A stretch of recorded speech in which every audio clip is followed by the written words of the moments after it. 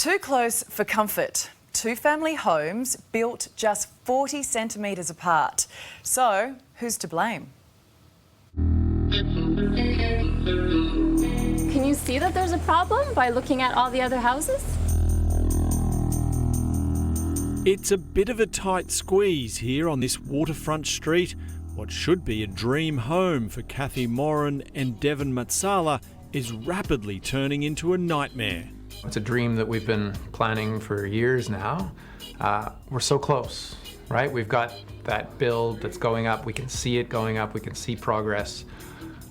But then this issue raises its ugly head in our path. What's blocking their path is the upper level of their neighbour's brand new house. The ground floor of the dwelling is set back a metre from the boundary, but level 1 is jutting out so far, Kathy and Devon will be able to touch it.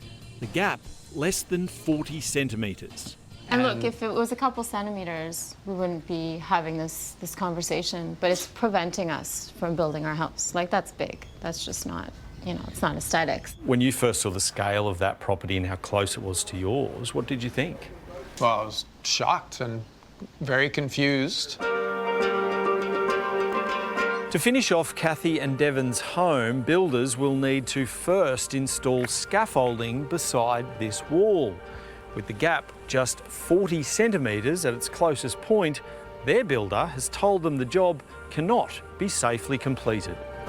The build has been paused for the past month as they work to find a solution. How are you feeling about your dream home just being stuck here in limbo at the moment?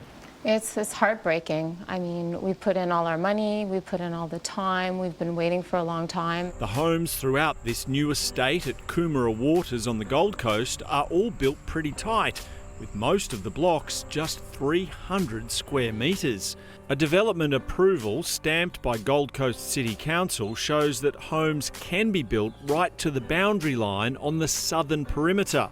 But on the northern side, upper floors should be set back by 2.5 metres from the neighbouring property, unless council approves. A big difference to the 40 centimetre gap here. No wonder these Canadian expats are a bit miffed.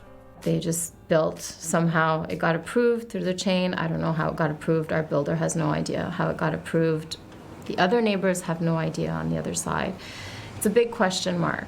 I can understand that people want to build their own homes and things like that, but if they maybe wanted a bigger home, then they needed a bigger lot. Their neighbour is Greg Yong, CEO of the nearby Dreamworld theme park. He too is a bit miffed at this neighbourhood drama. How come it came out so close on this wall, your house? It's just what got approved through the covenant and through the council. Right. So.